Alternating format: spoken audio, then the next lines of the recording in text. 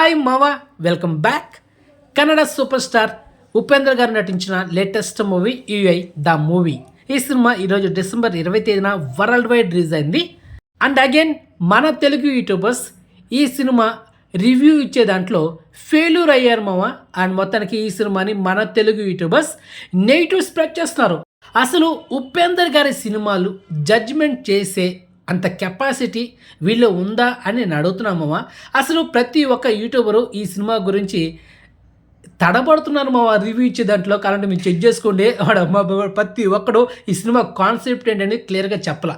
నేను చెప్తున్నా అసలు కాన్సెప్ట్ ఏంటంటే సింపుల్ చెప్పాలంటే, భవిష్యత్తులో మనుషులు ఎదుర్కొనే పరిస్థితుల్ని సినిమాగా తీస్తే ఎలా ఉంటుందనేది ఈ సినిమా కాన్సెప్ట్. ఇది ఒక్కడు కూడా చెప్పలేదు కదా మామ, ఆడమ్మ బడవ. అంటే ఫ్యూచర్లో మన భవిష్యత్తు ఇలా ఉంటుంది, అసలు దీనికి ఇలా ఉండడానికి కారణం ఏంటనేది ప్రజెంట్ ఇప్పుడున్న పాలిటిక్స్ గురించి, ఇప్పుడున్న మనుషుల తీరు ఎలా ఉంది అనేది డైరెక్టర్ క్లియర్ కట్గా మన ఉపేంద్ర గారు ఈ సినిమాలో కాన్సెప్ట్ చెప్పాడనమాట. దీన్ని కూడా చెప్పలేని పరిస్థితిలో మన తెలుగు యూట్యూబర్స్ ఉన్నారంటే చాలా సిగ్గుచేటు మామ, చాలా సిగ్గుచేటు. ఉపేంద్ర గారి సినిమాలు అర్థం చేసుకోవాలంటే మినిమం డిగ్రీ కాదు, పీజీ చేసి ఉండాలా.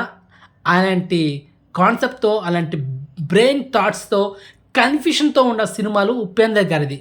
సో అలాంటి జడ్జిమెంట్ అంత ఈజీగా మనం అర్థం చేసుకోలేం. అది కొంచెం ఫ్యూచర్లో అర్థం చేసుకుంటాం, ఇప్పుడు కాదు. ఈ సినిమా వాల్యూ ఏంటనేది, ఉపేందర్ గారి సినిమాల వాల్యూ ఏంటనేది ఇప్పుడు మనకు అర్థం అవ్వదు, ఫ్యూచర్లో అర్థం అవుతుంది. ఓకేనా? అండ్ అదేవిధంగా సినిమా స్టార్టింగ్లో ఒక కార్డు వేసాడేమో. ఆ కార్డు ఏంటంటే, మీరు తెలివైన వారైతే ఇప్పుడు థియేటర్ నుండి బయటకు వెళ్ళండి. ఈ కార్డు చూసిన వెంటనే ప్రతి ఒక్కడికి మైండ్ బ్లాక్ అయిపోయి ఉంటుంది. ఏంటంటే, నేను తెలివైన వాడిని, నేను ఎందుకు బయటకు వెళ్ళాలా, పైగా 200 రూపాయల నుంచి 300 రూపాయలు పెట్టి టికెట్ కొనుక్కున్నా, అలాంటిది నేను ఎందుకు బయటకు వెళ్ళాలా, నేను సినిమా చూస్తా అని సినిమా చూశాడు. అది ఒకటి పక్కన పెడితే, ఈ బిగ్ బాస్లో సమంత ఒక డైలాగ్ చెప్పింది కదా, ఇది ముందే చెప్పాలి కదా అని. అలాగనమాట, ముందే చెప్పి ఉంటే నేను వెళ్ళుకుంటాను కదా, నాకు 200 రూపాయలు 300 రూపాయలు సేవ్ అయి ఉంటుంది అని.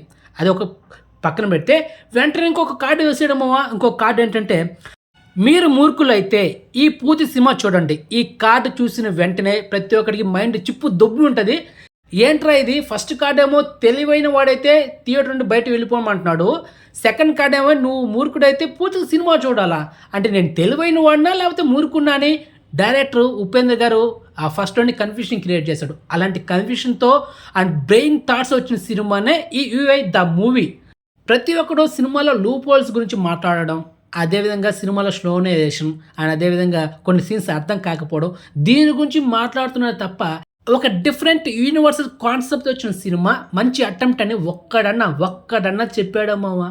కాబట్టి మీరు చెక్ చేసుకోండి మన తెలుగు యూట్యూబర్స్ ఎలాంటి రేంజ్లో ఈ సినిమాకి నెగిటివ్ స్ప్రెడ్ చేస్తున్నారు అనేది. నాకు మైండ్ ఏం చేద్దాం, అలా మారిపోయింది. బాగున్న సినిమాలు దొబ్బేస్తున్నారు, బాగున్న సినిమాలు హైప్ ఎక్కి చేస్తున్నారు.